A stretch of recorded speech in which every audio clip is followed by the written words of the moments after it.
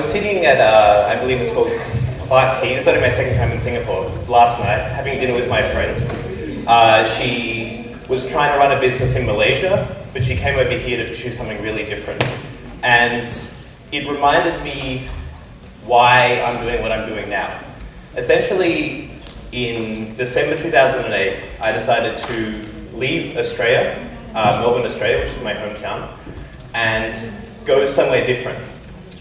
And I didn't know what I wanted to do, but about 3 years ago, I was sitting in a journalism lecture at my former university, not knowing what I wanted to do. And then I was in Spanish classes, trying to speak Spanish, and it just didn't work for me. So today I'm here to share with you a few ideas about what it means, basically being unreasonable, how to shatter your template lifestyle. Now in 10 to 15 minutes I can't really tell you very much, but I hope I can give you the stepping stone.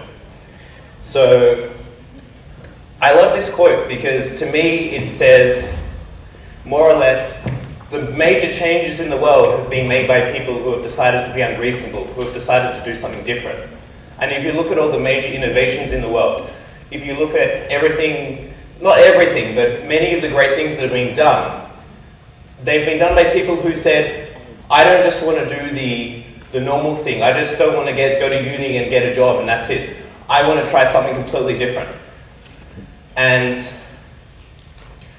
I love this picture, actually, because, well, first of all, in case you're wondering, this is not me. I'm not exactly built to be a rock climber. I'm good at throwing rocks. But this, to me, is something I would love to do one day. But this represents, to me, taking a massive leap of faith. Because for me, when I left Melbourne in 2008, it was my first trip overseas. I'd never left Australia before. I had everything. I had my family, my friends, I had comfort, I had a house.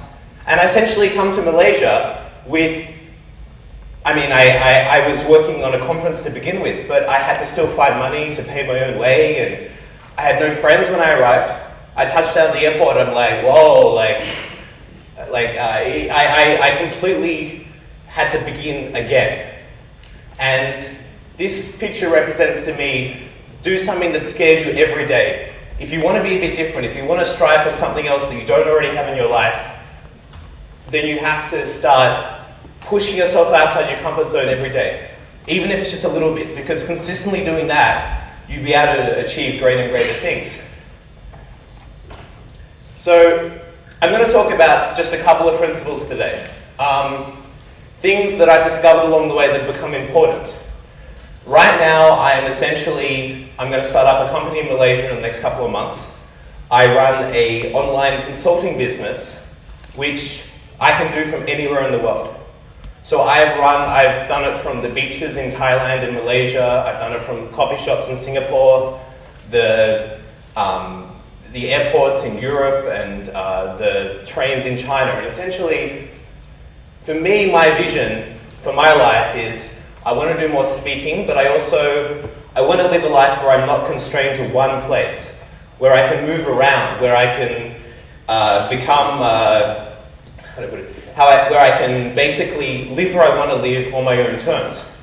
So I've created a life around this. Now you might be sitting there thinking, oh, this guy's lucky, I still got to go back and do this. But essentially, you can also do it as well. And one of the key things about knowing what you want is, you need to ask yourself some questions. Is what I'm doing right now aligned to where I want to go in the future? Essentially this. If you go home and search, I'm also going to put some things on my blog after this, the address is down the bottom there. But more or less, go search the average ideal day exercise. Go to whatever search engine you use and do that.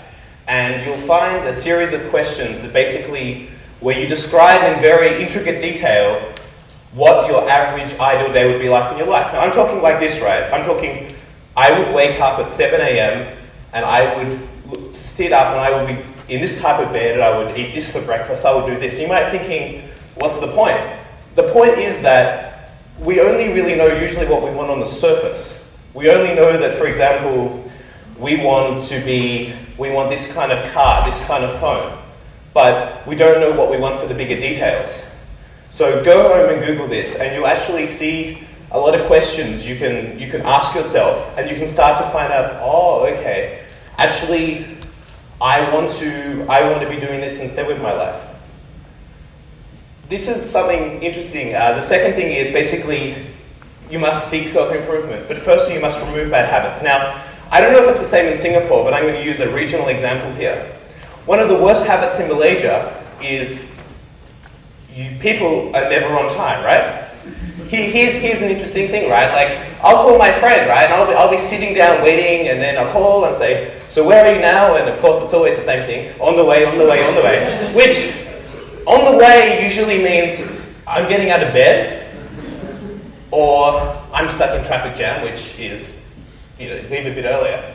Or the worst one of all, feng fei kei, more or less, just don't turn up at all.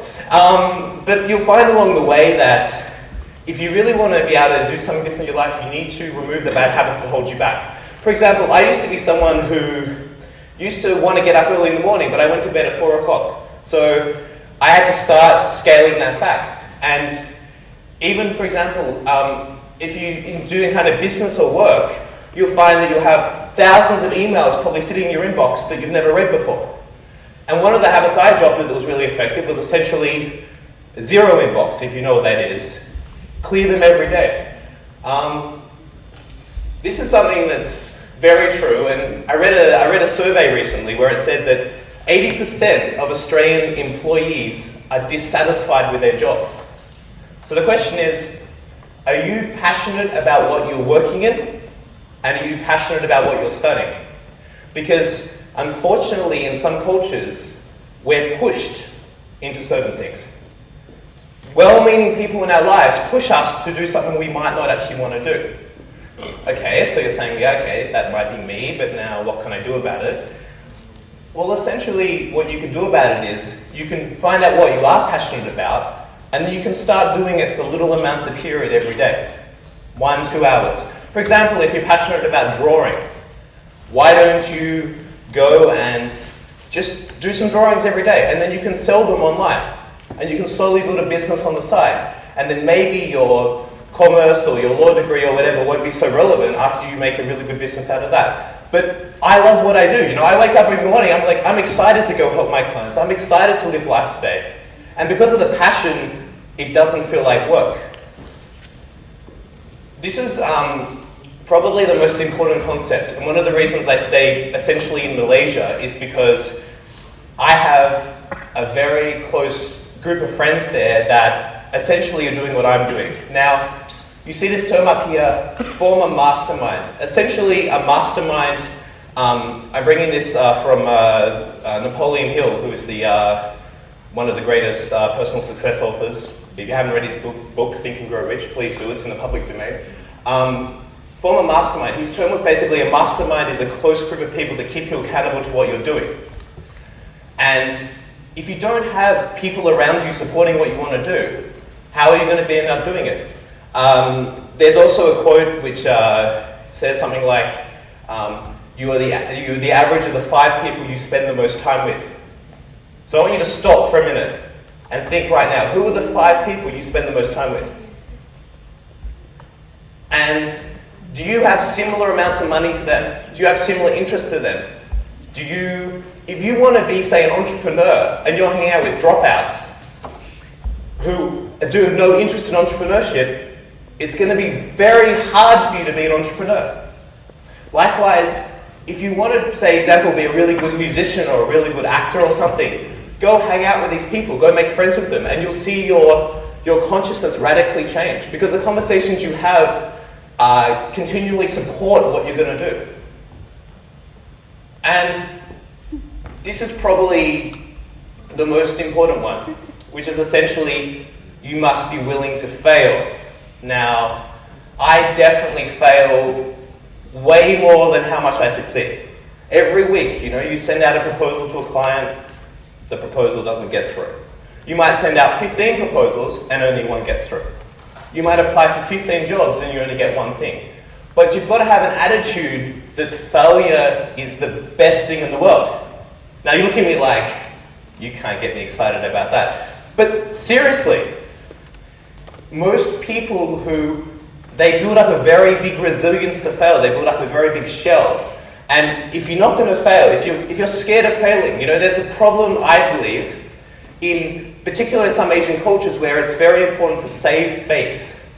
It's very important to just brush aside things that happen or make excuses, which it's not productive. I mean, in the end, no one really, the people who are really successful in the world, they have failed so many times before you've even heard about them. And you have to embrace failure. Failure is a concept which allows you to grow, and there's nothing wrong with it.